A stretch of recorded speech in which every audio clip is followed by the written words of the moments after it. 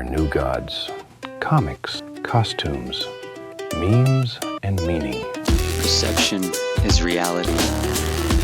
Perspective shapes the world around you. I'm JJ Weinberg, and this is my perspective. Greetings and salutations. My name is JJ Weinberg. I'm an artist, an activist, an alchemist, a musician. I'm president of a nonprofit organization in Gary, Indiana called Silver Stray. Go to silverstray.org. I don't talk a lot about Silver Stray on this program, but it's a huge part of my life.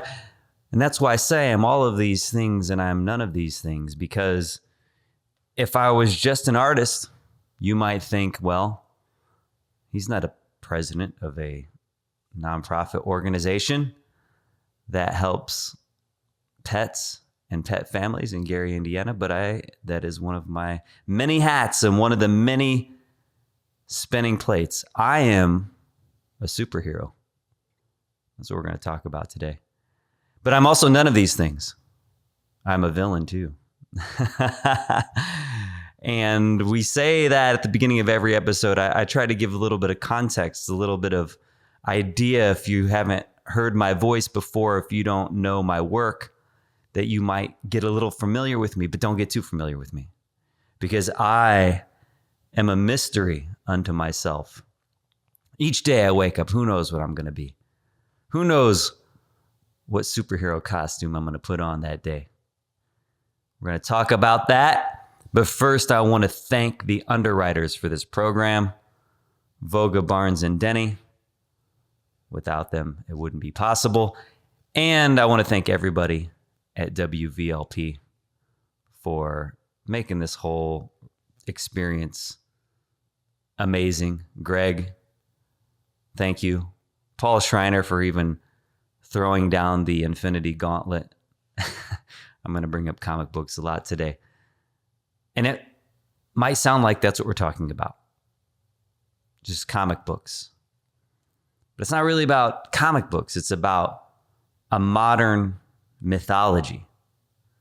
It's about the stories a civilization tells itself so it can understand power, fear, weakness, goodness, evil,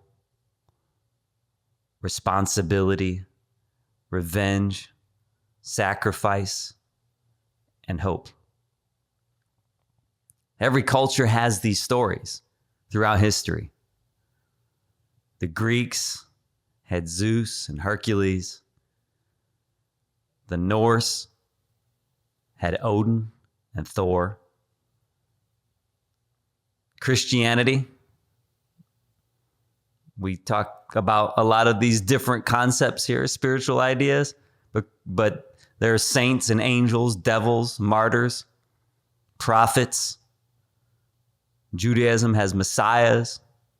Arthurian legend had knights and swords and quests.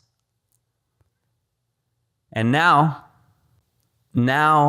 our mythology is in comic book characters. And for me, it's crazy to see the impact that comic books has on modern pop culture, that comic books have on modern pop culture. Because I grew up wanting to draw. I was going to be a comic book artist. I was 10 years old when I told my mom, I'm going to the American Academy of Art in Chicago.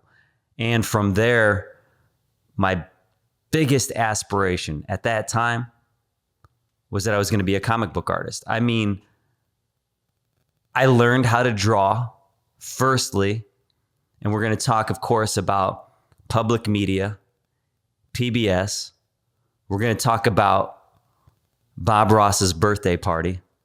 I'm going to go ahead and tag it right now.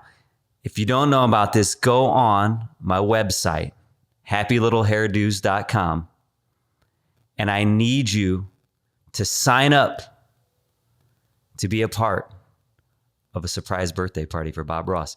October 29th is Bob's birthday, and at 4:51 p.m., I need you to come back to happylittlehairdos.com to sign a birthday card for Bob Ross, for his surprise birthday party.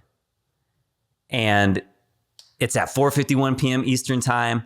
But if you go on the website, if you go on happylittlehairdos.com, there's a button on there you can click, and it will send you right to your calendar so you can save the date.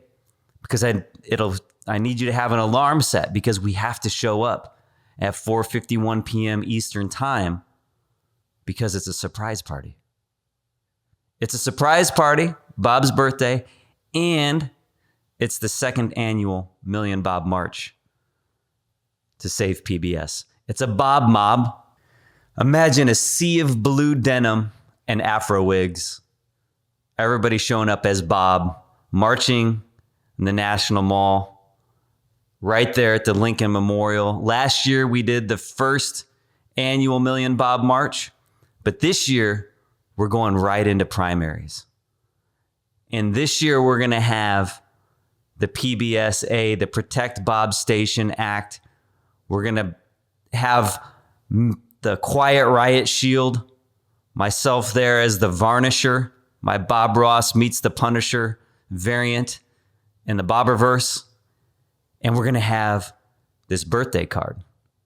This birthday card will be a single post. You'll find it on happylittlehairdos.com.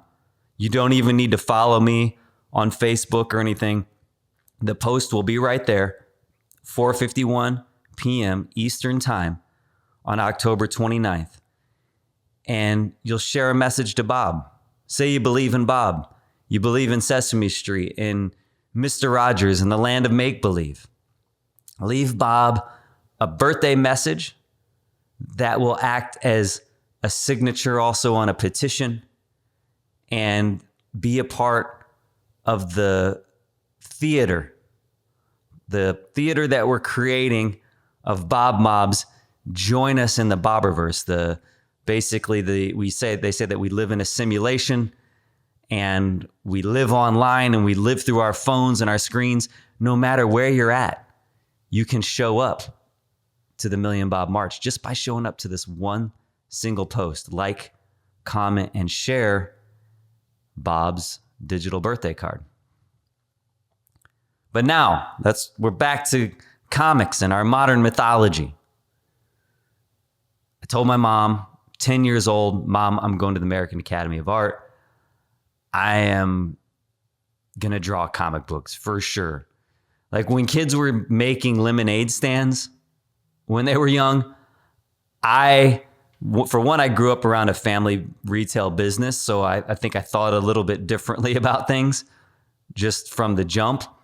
But myself, I was drawing out plans to construct a comic book store in my yard. Basically, think of a lemonade stand, but it was going to be a comic book stand.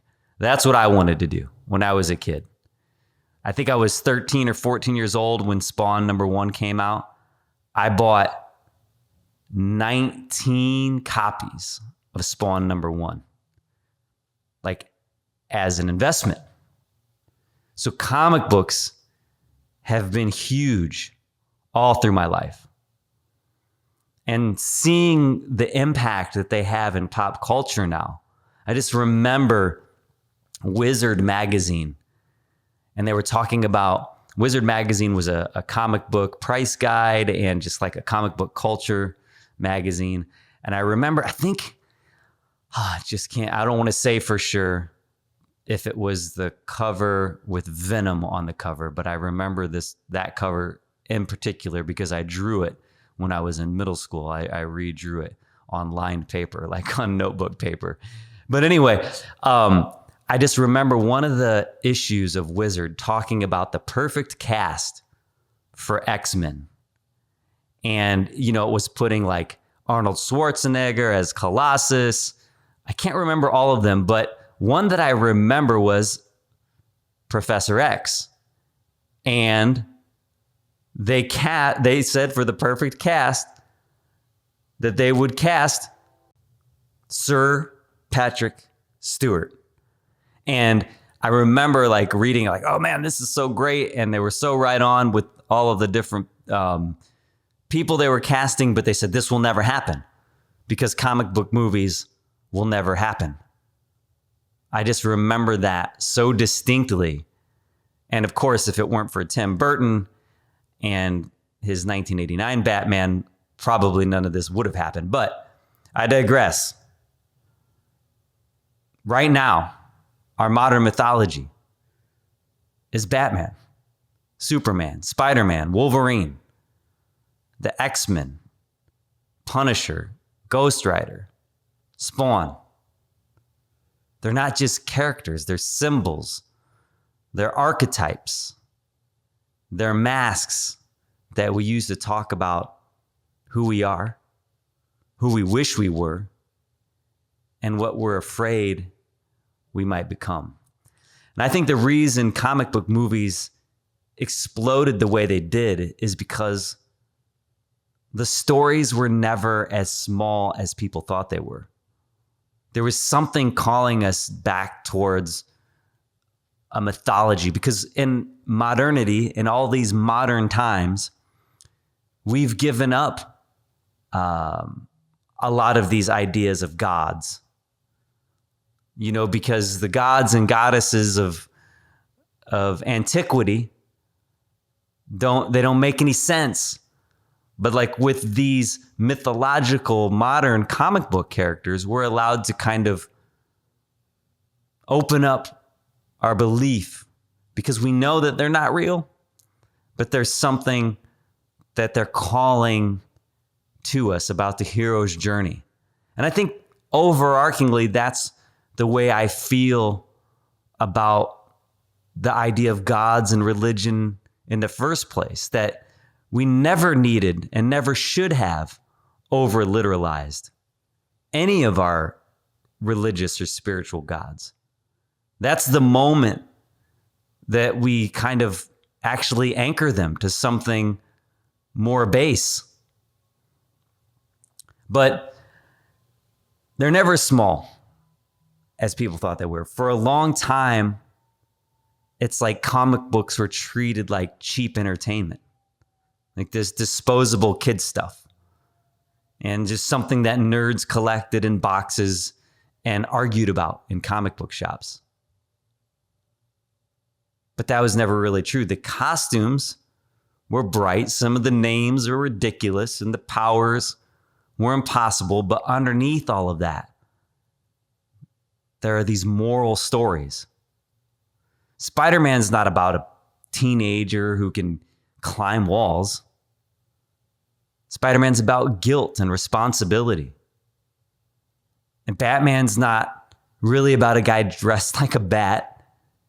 It's about trauma, obsession, justice, and the thin line between discipline and madness.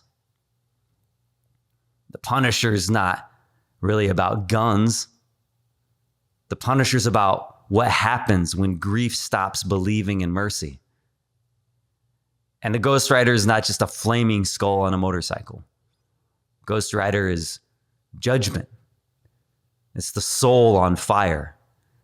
It's the question of whether evil can be made to look at itself, whether the shadow can be reconciled. And that's why I want to approach this through my own life, because I think a lot of us moved through these characters as we grew up. Like when I was a little boy, there's pictures of me in Superman pajamas. This is just when I was a baby. That was the first mythology. That was innocence. That was the clean version of the hero. The guy who saves everybody. The guy who stands for truth and justice and the impossible idea that goodness can be stronger than cruelty. That's Superman. And later in life, I'll probably talk about it here in a little bit, I grew to just I didn't despise Superman, but I just thought he was so cheap, so corny, because he has like every superpower. I was like, come on, man. But then as I grew up, probably 5, 6, 7, 8, 9, 10, in those years, when I first was telling my mom I'm going to the American Academy of Art because of PBS. I don't think I finished this thought earlier. Mark Kistler on PBS taught me how to draw unequivocally. Drawing these 3D spaceships from Imagination Station, his show on PBS. So in the hero's journey and the superhero soup, in those superhero stories, Mark Kistler is like a prophet for me. But then by the time, like I said, by the time I'm about, 5, 6, 7, 8, 9, 10 years old, Spider-Man. I'm Spider-Man. I'm running around the house, jumping off the furniture, whipping everybody with my spider webs. And Spider-Man, he just feels more human, more awkward. His sense of humor, he has to have because he's somewhat broken. He makes mistakes. He has guilt, with everything that happened with his Uncle Ben. He has a secret life. He's trying to do the right thing while everything in his personal life is always falling apart. And like I said, as I got older, Superman was just cheesy, too perfect, too generic, too much like every power combined into one character, too infallible. And I didn't really understand him because it didn't seem like there was as much pain there. I was looking for edge as I got older, started to move into adolescence. That's when I found myself being drawn to something, you could say a little bit darker, I guess. I had a fire in me. I had that from the time I was a little boy. My mom told me she would sit me down and say, you can't just, when I'm small, I'm talking 8 years old, that I can't just beat people up if they don't agree with me. And now, as a grown person, I still have to remember that. She would say, to kill him with kindness and beat him with a smile. And I used to always get so frustrated with that. It wasn't until probably my early 30s that started to really click for me and make sense. And I do realize how killing people with kindness is absolutely the goal. That's a superpower right there. It's funny because a lot of times people think that meekness or kindness gets confused as weakness. I think we can see that a lot. I talk about Bob Ross as a superhero, Bob Ross as the varnisher. But people see Bob and they see his quiet, gentle demeanor. And even if you look at as a person like Jesus, as just even as a character in a story, whether or not you believe in anything outside of that, just look at him as a literary figure, if nothing else. And you hear a person saying, if you get slapped, turn the other cheek. Put away your sword. If you live by the sword, you'll die by the sword. And we say, oh, well, that's weak. Look at Gandhi, this small, frail guy. Look at Dr. King. Why aren't these guys fighting back? Like they're so weak. But that's a superpower. Love is a superpower. To be able to be empathetic, compassionate, to forgiveness is a superpower. If you don't believe me, try it. One, you'll feel it. If you haven't forgiven something in your past that you really need to forgive, a person, a situation, yourself, sometimes it's just about forgiving yourself. And you'll see it's a superpower. It's not weakness, not at all. So Superman, just generic. I get into the Punisher. I'm in this zone where I'm, as a teenager, I'm like, man, if you cross me, you're gonna be punished. Punisher's story of, if you're not familiar Frank Castle, he lost his family. He was a veteran, U.S. Marine Corps, sniper, and then this vendetta, this skull on his chest, comes after his family was caught in the mob's crossfire. And so he just takes on that. He has nothing to lose. He feels like he has nothing to lose. So he just goes out and literally executes the bad guys. So I think that progression says something. Superman maybe is what we believe in before the world hurts us. Spider-Man was in my adolescence, a little bit before my adolescence, in my childhood. And what we start to become when we realize that our choices have consequences. But the Punisher is what we fantasize about when we're angry enough to stop believing that the system works. And so to see Bob Ross as the Varnisher, the guy who always finishes what he starts, right? The guy who will beat the devil out of the bad guys. But he's going to do it with creativity. He's going to do it with his brushes. He's going to do it with his quiet riot shield, with inspiring. So it's kind of like, it's funny because I always chose, of course, the Punisher over a character like Batman. My friend Tony and I, we always go back and forth. And that's that dilemma, right? Because you say, well, what's the dilemma is like, if you just kill this person, this bad guy, as the Punisher, execute them, then they can't go on to do XYZ crime. You save this person, that person afterwards. Whereas the Batman says, I can't be judge, jury, and executioner. All I can do is try and stop this from happening and bring some justice. You know, and when I was younger, I just was more, I wasn't violent, but like I felt like violence could be an answer. And now as I'm older, I feel like violence is, specifically lethal violence, is not an answer at all. It lacks creativity. And so the Varnisher is kind of a combination of Bob Ross meets the Punisher, which brings him back towards something more like the Batman. But the Punisher, when we fantasize that the system has stopped working, we're just going to take it into our own hands. And so in some way, the system has stopped working for us. And that's why the Varnisher has to show up and he has to fight the King Pig. In my Bobberverse, what the quantum physicists call the multi-Ross, the multiverse of Bobs, he has to go up against the King Pig, Walden Guilt.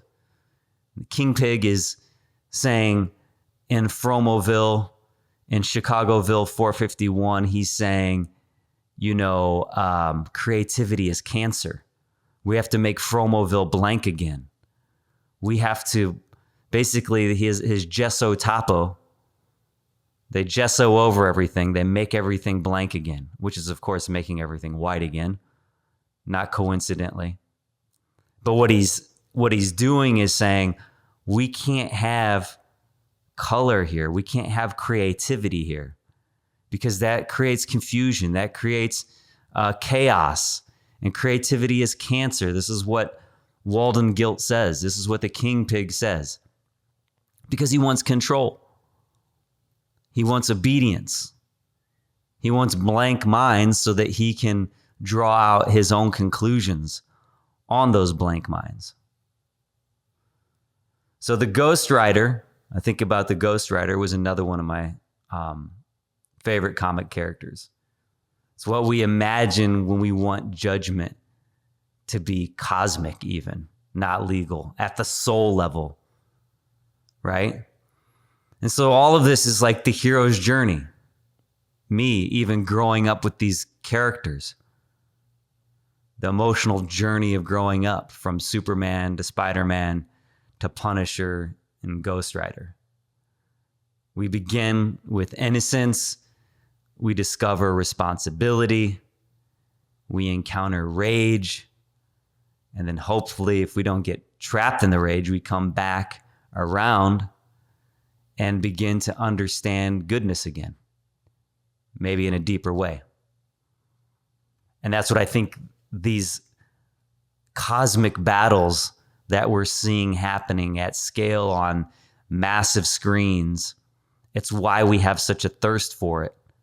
It's why Marvel comic movies specifically have been so hugely successful.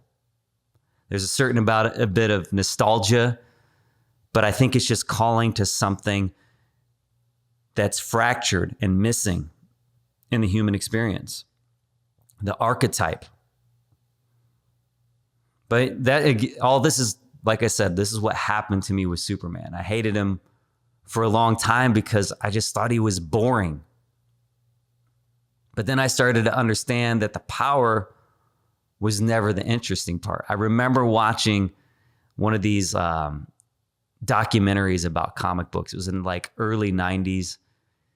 And I remember I had it on VHS and I used to watch it over and over and over again. And it was restraint that was fascinating after I understood it. And as I process it now, even as I've grown, it's like even more fascinating. Like Superman can do almost anything. And so in some capacity, the whole story really is about what he chooses not to do. It's like he's not heroic because he can see through walls and, shoot lasers out of his eye. He's heroic because he doesn't become a god king. He doesn't rule humanity. He could do that. He doesn't use his power, though, to dominate it, even though he's an alien on this planet. He uses his power to serve. And that's really more of a mature idea than I ever really understood when I was younger. Because when you're a kid, it's like power looks like strength. And then when you're older and you see what he did with his power, it looks like restraint. But more importantly, from this VHS I used to watch on repeat, it talked about Clark Kent. That's the most brilliant piece of the mythology. And it stands even in modern culture because most superheroes put on a costume to become extraordinary. But Superman, with his S and his cape and everything, that is his normal, right? But Superman puts on a costume to become ordinary. It's reversed. It's so crazy if you think about that. The cape isn't his disguise. The costume isn't his disguise. The glasses are. Simply his glasses. The suit and the tie. This thing that we put on this tie, and the tie itself in some symbolism is like a societal conformity, hierarchy, compliance, a yoke in some way, a colonial noose even, or a shackle. Like it's been criticized as a silken shackle, a symbolic chain, wage slavery, the loss of autonomy. And it's like it cuts off your head from your body in some capacity, right? So then you have the necktie. He puts on the suit and the tie and the glasses, right? The awkward posture, the mild voice. He dresses up as weakness to become human. He puts on the tie and the glasses to become human. We look at him and we say, this is ridiculous. Why would a person, we can see obviously this is the same guy. He doesn't even have a mask on, right? Clark Kent and Superman. Lois can't tell. I mean, we look at Christopher Reeves. We can obviously, this is Christopher Reeves with glasses. But he puts on the glasses as if his eyes are weak, as if his vision is limited, as if he's just another person trying to make it through the day. He has that tie, and he's there with his briefcase and his awkwardness. And that ends up being a profound critique of humanity.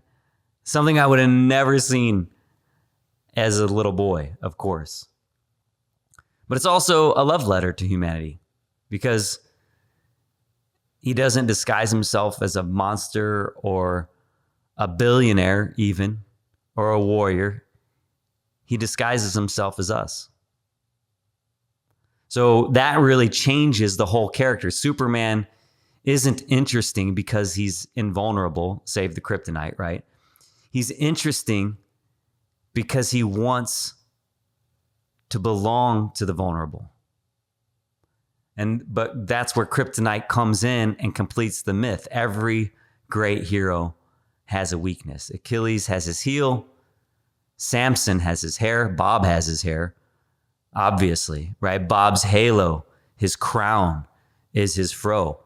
The whole point of my happy little hairdos work and this body of work, a lot of times I take this for granted. I forget that not everybody's listened to or been along the journey here. So let me give a quick catch up on happy little hairdos. 2014, I was working on my music primarily. I was doing a lot of shows. We were headlining like the House of Blues in Chicago, the Cubby Bear, the Metro, really into the music. Hadn't been doing a lot with my art. And Clinton, one of my best friends, he was painting live with us at shows. It got me this itch. I wanted to get back into drawing again, back into painting again. I was doing stuff digitally, but and stuff for the band and the branding, but nothing like on paper. And I'm like, what am I going to do? What's the first thing I'm going to do? And for whatever reason, I heard the whisper in the wind, and it was Bob's halo, like the burning bush of Moses, calling to me and said, draw Bob. So I did this illustration of Bob, colored pencil on paper, ballpoint pen with 10,000 little squirrely, circly hair, like fro follicles, string theory, if you will. And, the fro's just filling up the page and going all the way off the page. And I did that in part because Bob inspired me when I was young. I remember trying to paint along with him when I was 10 years old. I failed, of course, but I wanted to do that. He made it look easy. His demeanor was something that I was drawn to. And then, of course, even in 2014, he was still relevant. I was like, man, this guy he's a meme. He's kind of like the king of memes. People are streaming him still. They're listening to him. They're watching him. And so I was like, I'm going to draw this illustration of Bob. And then as I was doing it, I was like, it's weird though, because what if? It's funny, there's a series of Marvel comics actually called What If. And in them, they have things like, what if the Punisher destroyed the Marvel universe? And it's a whole kind of alternate timeline, which of course, I'm just now realizing it in this moment, that the What If comic series is something that was so instrumental in creating the Bobberverse, because the whole idea is an alternate timeline. One of my favorite movies of all time is Back to the Future 2. And that's all about alternate timelines. What can happen if the villain, if Biff Tannen, if the King Pig, if Donald Trump gets his hands on some information, something that can create a dystopian timeline? Well, then we have to find where he got a hold of that gray sports almanac. And we are in that dystopian timeline if you look at it through the lens of public media, right? So anyway, 2014, I do this illustration of Bob Ross. And I'm like, well, we all know Bob because of his fro, but what if, and again, I can't believe I never even thought about that before, that the what if was part of this Marvel comic series. What if Bob had a mohawk or cornrows, right? And so I started drawing, or I didn't even start drawing them yet. I had this idea to draw a coffee table book. It eventually became titled Happy Little Hairdos, because Bob always painted happy little trees. And I thought, well, I can draw Bob with fro or with a mohawk and with cornrows and all these things. The first thing that I ever drew on Bob, because the idea was to keep that same face, the same colored pencil illustration of Bob's smiling portrait, and then draw him with different attributes, different hairstyles. The very first thing I drew in 2015, this is late 2015, but it was before Trump won the Republican nomination. And I drew on Bob Ross a red hat that said, "Make America Paint Again." This is just seeing the contrast of what Donald Trump represented. I mean, again, growing up watching Back to the Future 2 since 1989, I've known that Donald Trump is Biff Tannen. Like that's the archetype I grew up with. I couldn't see it as anything else. And if you listen to the Bobs, not Bob Ross, but Bob Gale and Bob Zemeckis, the creators and the writer and the director of Back to the Future 2, they will unequivocally tell you way before Donald Trump's foray into politics. So it's not some sort of, I don't know what you would be demonized as, wokeness or fake news or whatever you might call it, leftism.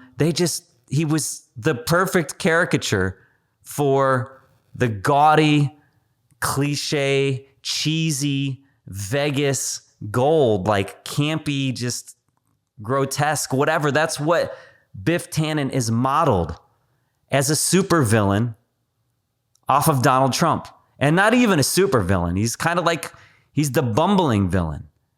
Biff is 100% the bumbling villain. He only became, Biff Tannen's Pleasure Paradise. The only reason he had that casino and that kind of power and clout is because he cheated. He literally cheated. The old version of himself went back to a young version of himself and gave him information. But that's another key that I didn't really think about when I was young. That cheating germ, that desire, that thought actually started with Marty. Because it was only that old Biff heard Marty's idea when Marty was in the future. And that's when he got the idea to go back and give this almanac to his younger self. But it started in Marty. And Marty is the hero of the story in some capacity. Of course, Doc has to stop him. But all of that said, in 2015, I drew this illustration with the red Make America Paint Again hat. And then you fast forward 10 years and I'm doing the Million Bob March in Washington, D.C. to fight for public media because Biff Tannen has decided that creativity is cancer, because the King Pig has decided he wants to cancel Mr. Rogers. The second hairstyle that I drew on Bob was long hair and that smiling face and him telling me that I can move mountains with paint. It's my world. I can create anything I want here. I was like, man, that's Jesus. That's Jesus, Bob. He's the metaphysical imagination creating, mountain moving, loving Bob. And so all of it, it was like, here are heroes. Here are masks. And so now I have like the Wolverine. I have Bob as, of course, Batman. And all of these masks and different hairstyles are made up of his fro curly hair. I have to always keep that in there. But Bob's fro is his power. When we talk about Samson, that's what kind of took me off on a tangent before. I was thinking about Samson and his power coming from his hair. Bob's power absolutely came from his hair. If we had a different timeline, what if Bob had just a regular haircut? I'm sorry, as awesome as he is, as great as his spirit was, it's the combination of those things that anchored him as an icon. Like right now, if you see someone wearing blue Canadian jumpsuit or Canadian tuxedo, blue denim on denim, and an afro, you know that they're Bob Ross, unequivocally. But back to Superman and his kryptonite. It's what makes him vulnerable. Every hero has a weakness, right? That one fragment of the world he lost that can destroy him. That's poetry. His weakness isn't random. His weakness is memory. His weakness is home. His weakness is the broken piece of where he came from. That makes kryptonite more than just a green rock. Just like my Jupiter stone is more than just a turquoise crystal in Fromoville. We'll talk about that in a second. But kryptonite becomes grief. It becomes origin. It becomes the past coming back with power to bring the strongest person in the world to his knees. And so again, my mythology, my Bob Ross world, the universe, if you like, the Bobberverse, Fromoville. I have a metaverse. If you go to fromoville.com, you'd have to have a powerful enough computer to walk through it. But it's a literal digital map of my imagination. Created it with my friend Benny. It's just the two of us built this entire world.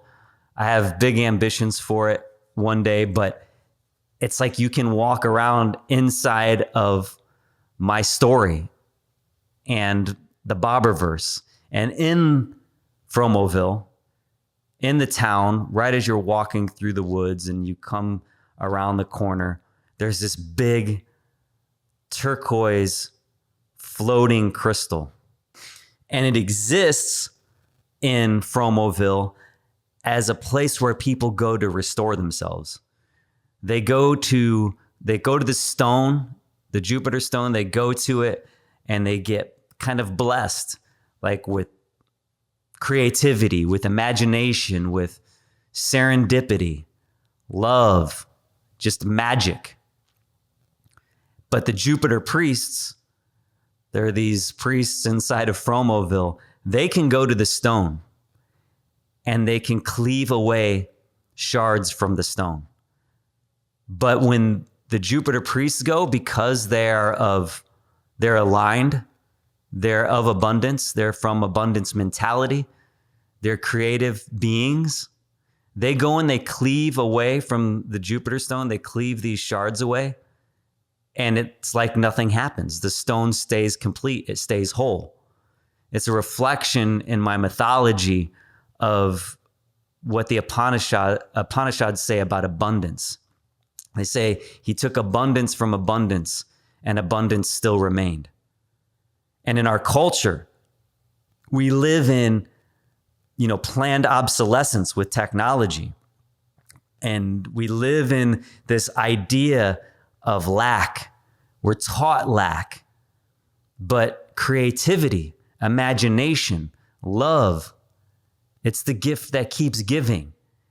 In fact, it usually grows by the more that you go towards it. So the Jupiter priests, they know this, and they can carve away shards from the stone, and then they'll turn different colors. And then they can give those to the people of Fromoville, and they can collect them. And when they need to, get a little bit more imagination, a little bit more creativity. They need to get reconnected to serendipity. They go and they hold their stone and they say a little prayer and they focus, and it blesses them. And these stones, I actually have artifacts. And this is where my imagination meets reality. So I have these digital artifacts that become physical objects that then are connected to digital records. So it's an allegory for how we begin in spirit, we become physical, and then we return to spirit. These are arcs that I put through all of my work, and this is definitely in the Jupiter stone. But again, the antagonist, the king pig, Biff Tannen. Old Biff steals the sports almanac, takes it back to young Biff, right? In his greed, his avarice, his darkness. We see this in our own world. We see this with Donald Trump, very specifically. And in Fromoville, we see it in the killer Kowalski. So this is the same character reoccurring and finding, the battle of good versus evil. And the killer Kowalski, if you've not seen this documentary, you have to go watch. It's on Netflix. Happy Accidents, Betrayal, and Greed. And it talks about Bob's life. And one of the things, of course, it talks about is the unfortunate reality that his ex-business partners pretty much fleeced the family. His son, Steve Ross, who I've painted with Steve, he's a great guy, a gentle soul, but he's got his own pain because of what happened to his dad, what they did to the family. And the Kowalskis, basically, they ran away with the Bob Ross brand. It's kind of like if you've ever seen the movie Founder, about the McDonald's story and what Ray Kroc did there. I mean, look, nothing is black and white. The Kowalskis helped build Bob's brand into something magnificent, of course. But at this point, if you look at the heirs of Bob's work, of Bob's personality, of who Bob was, it doesn't go to Steve Ross. It stayed with the Kowalskis. And not only did it stay with the Kowalskis, as in his ex-business partners, after they passed it on to their daughter. I mean, just think about how silly that is. At some point, when do we find justice? That's where the Varnisher would come in and try and stop things. Now, if it were the Punisher, he would just come in with guns blazing. But with Bob, we got to come in with paint blazing. So in Fromoville, the killer Kowalski has a band of vampire space pirates. And what they do is they try to go to the Jupiter stone and cleave away because they want that imagination. They want that creativity. But when they cleave away, it hurts the stone and it pools into this metallic mess. It's like there's just this silver metallic kind of hematite they're called the pools of forgotten dreams and the tears of forgotten dreams. And it actually loses all of its power and its ability. So the killer Kowalski is always trying to find a way to steal from that imagination because he didn't have it for himself. And he couldn't create it for himself. So he's trying to steal away from the Jupiter stone in Fromoville. So he's trying to weaponize it, essentially. When he gets it, if he does get it, he crushes it up into a powder and kind of snorts it up his nose. This is the killer Kowalski, who again has, in an alternate timeline, his counterpart as Walden Gilt, the King Pig. The King Pig has the white hat mandate. Everybody has to wear their white hat that says make Fromoville blank again. Not realizing that embedded in the hat are these audio and visual transmitters. This technology is in the hat that actually makes them hear when the king pig puts on his golden snout of power. He talks through this technology that's in the white hat. So that's what the white hat mandate is. You can see all this stuff. I have a whole compendium, an encyclopedia, because I'm building out a full comic, especially around the Varnisher. And the Varnisher will show up at the Bob Mobs.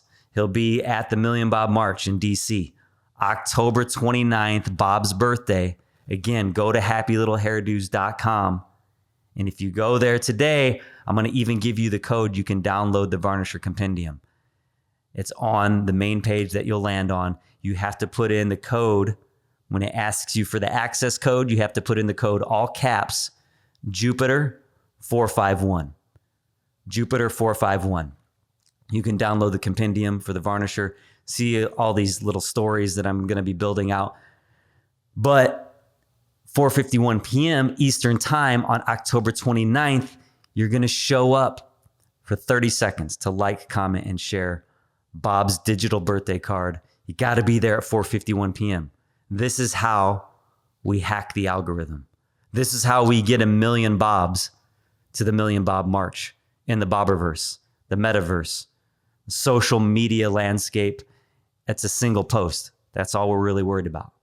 And that post is what I will take with me when I talk to Congressman Merv Van again, when I talk to anybody that I can when I'm in DC and say, this is what we're lobbying for. Here's our Bobby lobby. But the Varnisher, my Quiet Riot shield, there's hundreds of signatures on it. I want you to sign that too. If you can come to a Bob Mob, go on happylittlehairdos.com. I'm going to be having more Bob Mobs leading up to the Million Bob March in DC. Some local ones closer to Chicago if you're in the Chicagoland area. Maybe even some in Northwest Indiana. But the King Pig, the Killer Kowalski, they represent the theft of imagination. They represent the fear of the other. They represent the forces that tell people to close their minds, close their doors, fear their neighbors, surrender their curiosity. And that's why PBS matters in this mythology. PBS is one of the great antidotes to that fear. It opens up the door to curiosity. It's what Mr. Rogers was doing with the land of make-believe. And that's why when he went to lobby, when he went to testify in a Senate hearing in 1969, if you haven't seen it, go on YouTube and search Mr. Rogers Goes to Washington and find the clip. It is beautiful. And it's beautiful because if you understand the severity of what it was, the magnitude of what it was, if he wouldn't have went and done that, the Nixon administration was trying to cut funding for public media in half, not even what we've done now. Now in 2025 and through 2026, they completely eliminated the entire budget. But in Nixon's time, they were just trying to cut it in half. But at that time, from the 20 million to the 10 million, it would have meant that programming couldn't have existed. That's what Mr. Rogers was saying. He's saying, we need a place to incubate these ideas. We need a place that's safe from capitalism. Not that capitalism is all bad. I'm not saying that. But what he was saying is the shortest way to money is what capitalism is concerned with. And we can't just be concerned when our children's imaginations and their lives and their creativity and their curiosity is at stake. We can't just make decisions based off of what makes money the fastest. And so he lobbied to make sure that there was a space created, that there was money and resources for that. And if you fast forward to when the Trump administration canceled all funding for public media, it was $550 million a year. in 2025. From 1969, if you look at inflation, I don't have the math in front of me, but if you look at inflation from 1969 to 2025, $550 million, it's not that crazy, number one. Number two, to put it in perspective, the taxpayer that was paying the portion of your tax money that was coming out for public media was $1.69 per year. $1.69 a year. You can't even buy a coffee for $1.69. One coffee. The whole year was $1.69 to have public media. But again, PBS, it's the antidote to that fear. It shows you other people, other cultures. Sesame Street. There would be no Sesame Street if there wasn't a Mr. Rogers. That's why we need to show up on October 29th at 4:51 p.m. because we're showing up to that same voice. We're going to show up in Washington. If you can't make it, I'd love it for you to be there. That would be amazing. I would love as many Bobs as I can get, but you don't have to be there physically. This is the natural progression. If we live in a social media landscape, then show up at 4:51 p.m. on October 29th to happylittlehairdos.com. Show up today and you can get that reminder put into your calendar. But again, PBS, other stories, other ways of living. It does what mythology is supposed to do. The Land of Make-Believe did that for us with Mr. Rogers. It expands the imagination. It would teach children that the world is bigger than their house, bigger than their town, bigger than their tribe, bigger than their fear. Mr. Rogers, Bob Ross, LeVar Burton, moral compasses for a generation.